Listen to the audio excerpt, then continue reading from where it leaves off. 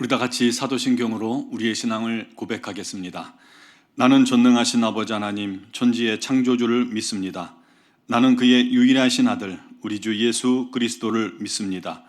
그는 성령으로 잉태되어 동정녀 마리아에게서 나시고 본디오 빌라도에게 고난을 받아 십자가에 못 박혀 죽으시고 장사된 지 사흘 만에 죽은 자 가운데서 다시 살아나셨으며 하늘에 오르시어 전능하신 아버지 하나님 우편에 앉아 계시다가 거기로부터 살아있는 자와 죽은 자를 심판하러 오십니다. 나는 성령을 믿으며 거룩한 공교회와 성도의 교제와 죄를 용서받는 것과 몸의 부활과 영생을 믿습니다. 아멘. 찬송가 314장 찬양 드리겠습니다.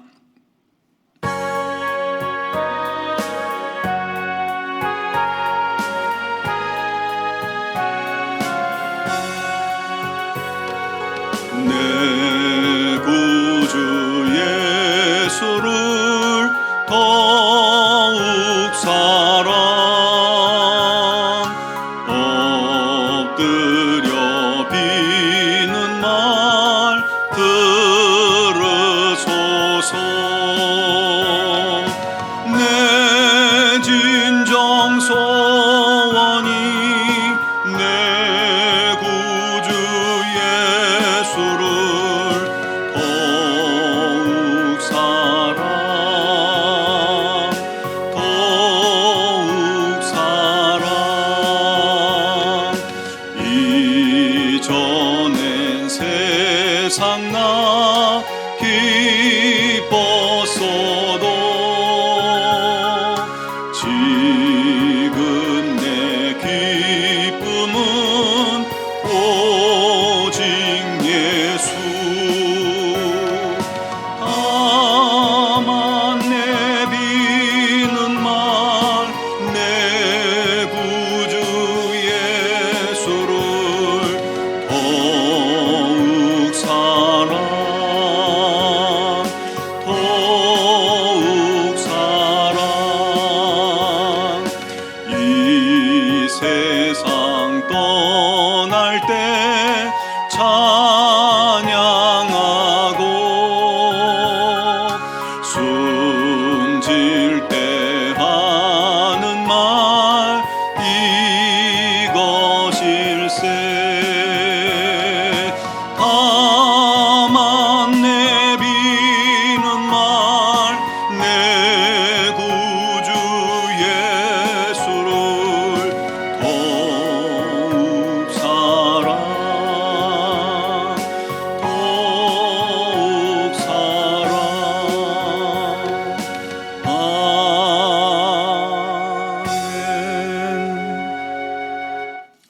오늘 우리에게 주신 하나님 말씀은 사도행전 24장 24절로 27절까지 말씀입니다. 사도행전 24장 24절에서 27절까지를 봉독하겠습니다. 수일 후에 벨릭스가 그 안에 유대 여자 드루실라와 함께 와서 바울을 불러 그리스도 예수 믿는 도를 듣거늘 바울이 의와 절제와 장차 오는 심판을 강론하니 벨릭스가 두려워하여 대답하되 지금은 가라. 내가 틈이 있으면 너를 부르리라 하고 동시에 또 바울에게서 돈을 받을까 바라는 거로 더 자주 불러 같이 이야기하더라. 이태가 지난 후 보르기오 베스도가 벨릭스의 소임을 이어받으니 벨릭스가 유대인의 마음을 얻고자 하여 바울을 구류하여 두니라. 아멘. 오늘 말씀은 가이사랴 총독 벨릭스가 주인공입니다. 그에게서 보이는 모습은 두 마음 사이에서 갈등하는 것입니다. 벨릭스는 이 예수의 복음에 대한 갈등이 있었어요. 그럼에도 불구하고 번번이 정욕과 탐심으로부터 벗어날 수가 없었습니다. 그것들의 노예가 되어 있었기 때문이죠. 그를 통해서 오늘 이 벨릭스를 통해서 우리들의 모습을 우리가 점검할 수 있습니다.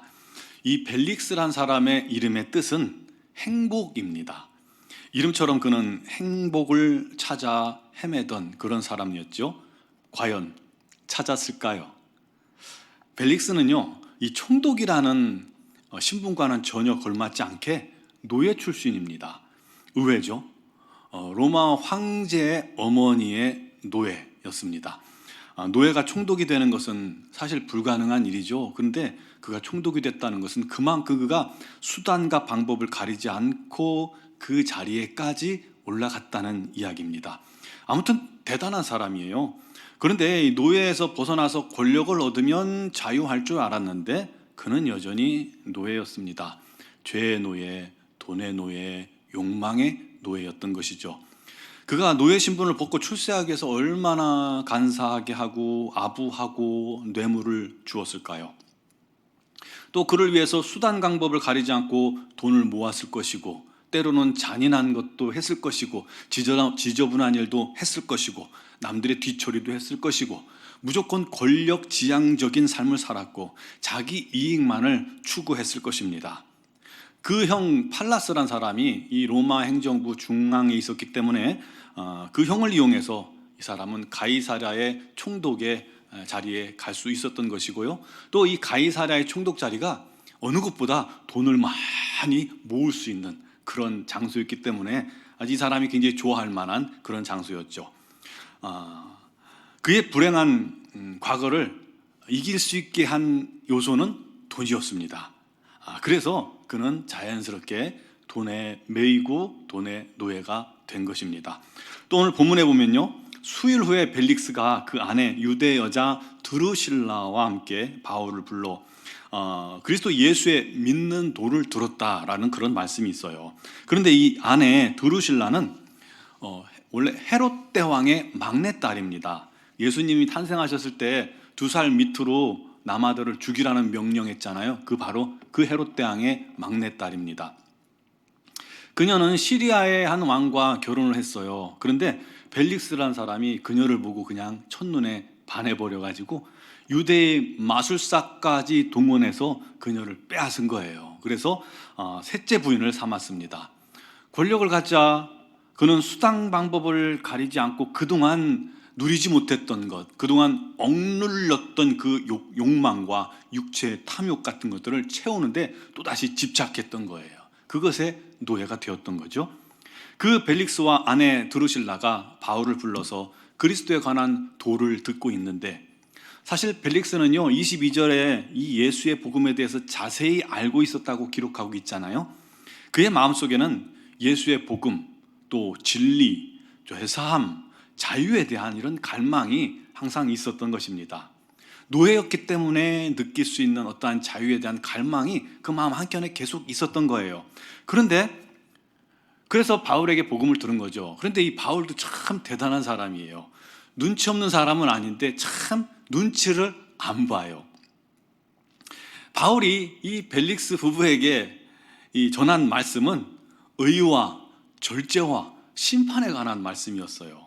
의가 뭐예요? 올바른 게 뭔지, 공정한 게 뭔지, 정직한 게 뭔지 설명한 거죠. 절제는 자신의 그 욕망으로부터, 죄로부터, 성적 충동으로부터 절제해야 할 그러한 필요성에 대해서 말한 거고요. 그게 안 될 때 이 심판에 대한 경고를 통해서 돌이킬 것을 촉구하는 그런 말씀이었던 거예요. 누구들하고 한 말씀입니까? 바로 벨릭스를 향해서 직접 대고 그런 말씀을 전한 거예요. 참 대단합니다. 그러니 듣고 있던 벨릭스가 두려웠습니다. 자신을 책망한다는 것을 안 거죠. 말씀으로 책망하니까 두려운 거예요. 게다가 심판까지 얘기하니까 너무 두려워요. 그래서 만약 그랬다면, 그것이 두려웠다면 그 자리에서 무릎 꿇고 회개하고 예수를 믿고 모든 걸 다 내려놓으면 될 텐데 이 사람은 또 그렇게 못한 것이죠. 그래서 바울에게 말합니다. 지금은 나가라. 내가 틈나면 너를 다시 부르리라. 결국 두 마음 사이에서 고민하다가 결단을 못 내리고 바울을 돌려보낸 겁니다. 틈만 나면 부르리라. 틈날 때 부르리라. 여러분, 언제까지 뒤로 미뤄야 할까요? 여러분, 우리도 그렇습니다. 지금 뭘 해야 할지 알면서 자꾸 뒤로 미룰 때가 많잖아요. 내가 시간 나면 봉사할게. 내가 틈나면 성경 볼 거예요. 틈나면 또 시간 되면 예배 드릴 거예요. 틈나면 시간 되면 기도할게요. 여러분, 그 사람은 절대로 결단할 수가 없습니다. 왜냐하면 그 속에 두 마음을 품었기 때문이에요. 주님 주시는 마음과 나의 욕구 사이에서 방황을 하는 것이죠.